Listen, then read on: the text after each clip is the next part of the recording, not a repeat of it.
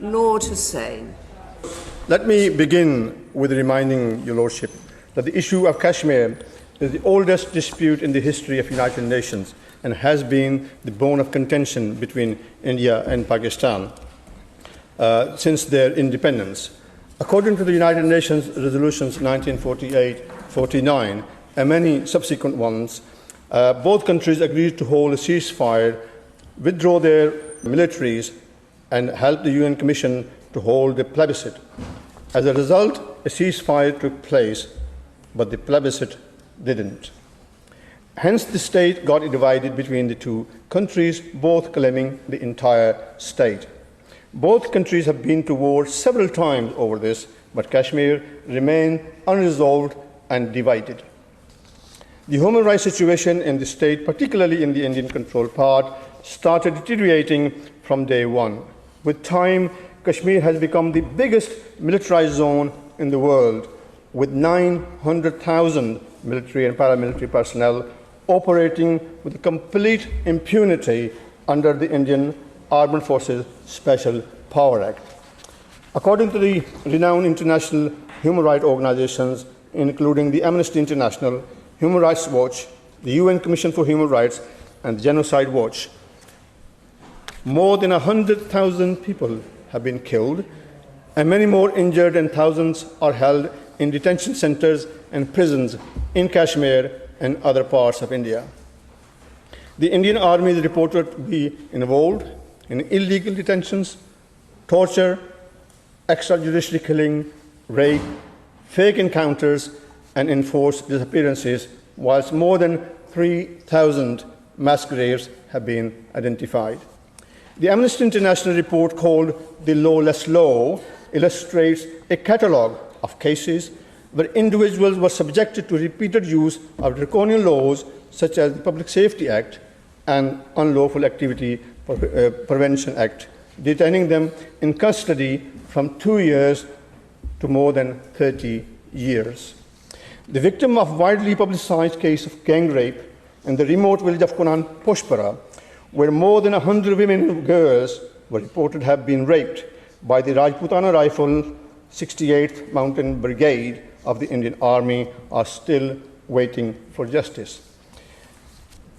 Prominent Kashmiri leaders Makbul Butt and Afzal Guru were hanged and buried in the New Delhi's Tihar prison, while Mirwais Mohammad Farooq, Ashfaq Majid Wani, Burhan Wani, and many others were shot and dead, whilst a 90-year-old Ali Gilani died under house arrest.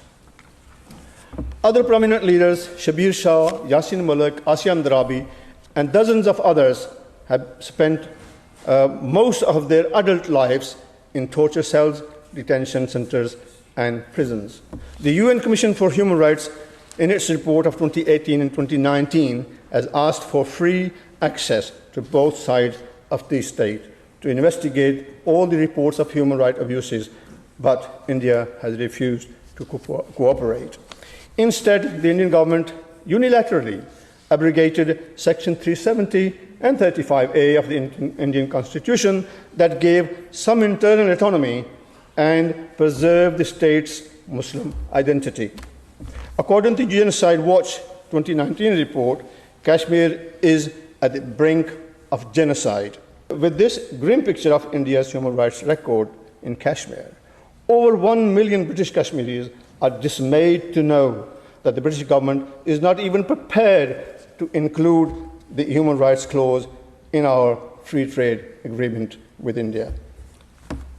Many call this as double standards. Perhaps the Honourable Lady, the Minister, can tell us what more must happen in terms of human rights abuses in Kashmir that would convince the British government to include the human rights in our free trade agreement with India. When was the last time when our government raised the human rights in Kashmir with the Indian counterparts? My Lords, recent India-Pakistan military clashes started after a massacre of tourists in Indian-controlled part of Kashmir that killed 26 innocent tourists. This was a coward act of terror and received international condemnation. India blamed Pakistan-based insurgent groups for attack, An allegation Pakistan disputed and is reported to have offered full cooperation in any joint or international investigation, but India instead announced Operation Sindoor to hit what it called terrorist infrastructure in Pakistan and Pakistan-administered Kashmir. Soon after this terror attack, India closed its borders with Pakistan, stopping bilateral trade and unilaterally suspending the Indus Water Treaty. The treaty was signed in 1960 to regulate and management of the Indus River basin, which is important for supplying both countries with water for irrigation and hydropower.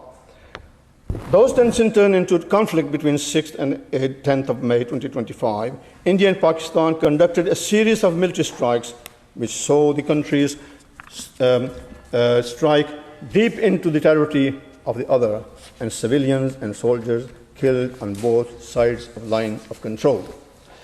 One of these Indian strikes hit a residential area in my parental town, Kotli, in Azad Kashmir, where some of my close relatives escaped very narrowly, while two of their neighbors were not so lucky and were killed while asleep in their own homes. The scale of the recent conflict took many international observers by surprise, leading to fears of further escalation between two countries, which both countries possess nuclear weapons. According to the Center for the Strategic and International Studies, this is the first time India and Pakistan have engaged in drone warfare in their rivalry, indicating a new era of technological conflict in the region.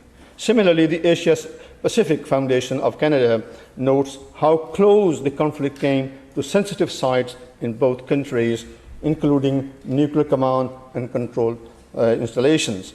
International mediation, including the British Foreign Secretary and the American President Donald Trump, who offered to help in resolving disputes, including the Kashmir issue, and greater trade with both countries, secured a ceasefire on 10th of May 2025.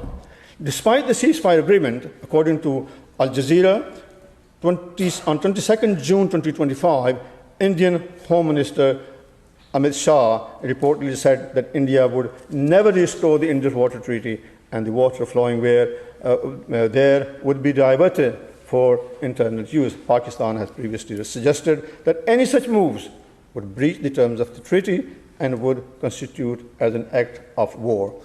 My lords, using water as a weapon of war is a highly dangerous and inhumane act. Water is a lifeline for the people of Pakistan, and any attempt to disrupt the water supply by India can have serious consequences. Hence, my lords, I ask the British government to use its friendly relations with India for it to restore the Indus Water Treaty with Pakistan to avoid any future conflict on this issue.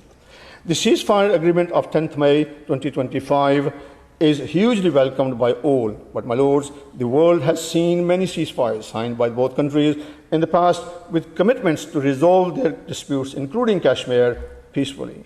But they have never reached any agreement on it for the last 78 years. Hence, I believe a third-party mediation is the only way to get the leadership of both countries to sit down and agree on a settlement, taking the aspirations of people of Kashmir on board.